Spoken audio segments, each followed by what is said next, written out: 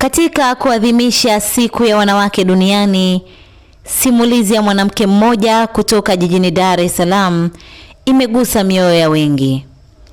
Ni simulizi ya maumivu yaliyogeuka kuwa matumaini na changamoto iliyogeuzwa kuwa msaada kwa wengine. Huyu ni Fides Uliso, mkurugenzi wa Tanzania Epilepsy Organization. Mwanamke aliyebadili majaribu ya maisha yake kuwa mwanga kwa familia nyingi zenye watoto wenye kifafa. Safari yake haikuanza kwenye ofisi au kwenye mikutano mikubwa, ilianzia nyumbani. Ni pale alipogundua kuwa mtoto wake alikuwa na kifafa adimu. Kwa mzazi yeyote, taarifa kama hiyo si rahisi kuipokea. Hofu, maswali mengi na wakati mwingine kukata tamaa, lakini badala ya kukubali hali hiyo imvunje moyo, alichagua kuifanya kuwa sababu ya kupigania watoto wengine kama wa kwake. Nimezungumza na mwanamke huyu jasiri ili kufahamu safari yake ilivyoanza. Bahati nzuri, siku moja mwanangu alikuwa amelala pembeni ya shemeji yangu. Degedege ikampiga, ndo shemeji yangu akaniambia, "Tuna mtoto ana degedege." Nikamwambia ni mapepo haya, huwa nayaombea. Akaniambia hapana, mpeleke hospitali. Kwa hiyo tulipompeleka hospitali ndo ikampiga tena mbele ya daktari.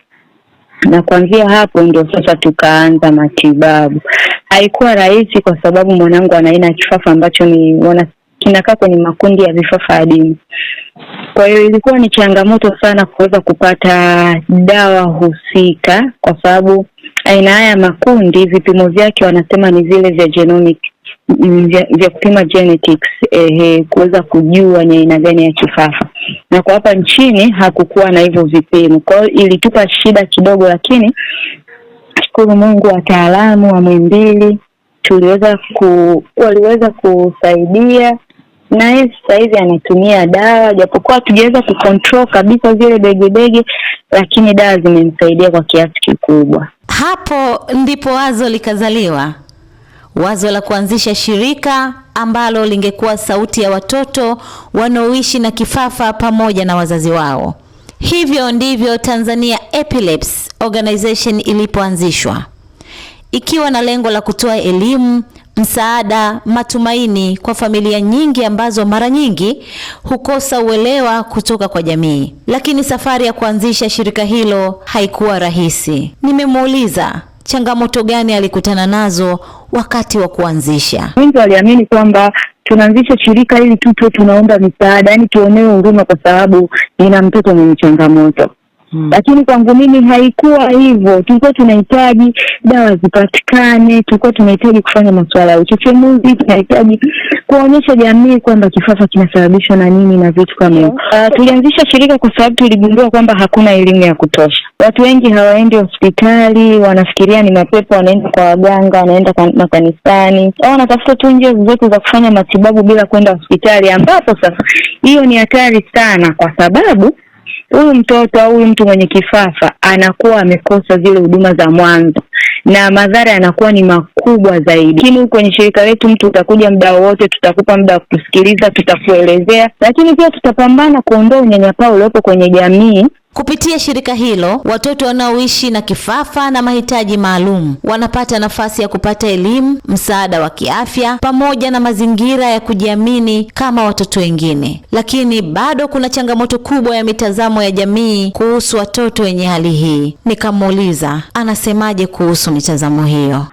Jamii bado ina mitazamo, na mitazamo hii ni kutokana na kutokuwa na taarifa sahihi. Yaani mtu anafikiria kwamba kifafa labda ni cha kurithi, kifafa ni cha kulogwa, basi hawazi kwamba kuna sababu nyingine ambazo ni za kitaalamu.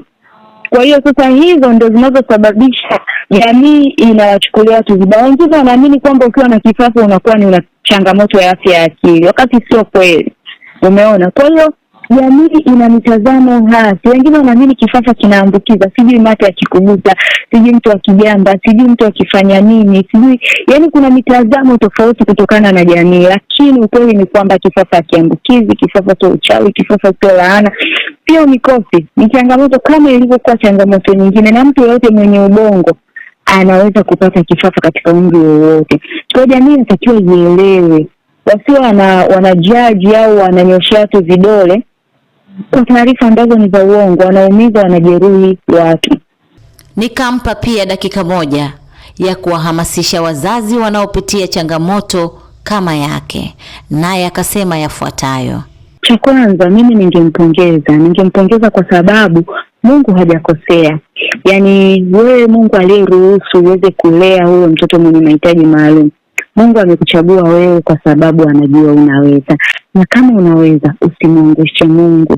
Wewe tu mkumbushe Mungu, naomba unipe kusudi. Naomba unikumbushe kusudi langu. Kwa nini umeruhusu mimi nikaa na huyu mtoto? Lakini naomba riziki za huyu mtoto uzidirect kwenye mikono yangu. Lakini kingine kikubwa ni kukumbusha mama, kuwa na moyo wa shukrani. Simulizi ya Fides Uliso ni ushahidi ya kuwa wakati mwingine maumivu yanaweza kuwa chanzo cha matumaini kwa wengine. Ni simulizi ya mwanamke aliyekataa kukata tamaa na badala yake akachagua kuwa mwanga kwa familia nyingi zenye watoto wanaoishi na kifafa. Kutoka hapa Force News Tanzania, mimi ni Ngonise Kahise. Tukutane tena wakati mwingine kwenye ripoti nyingine.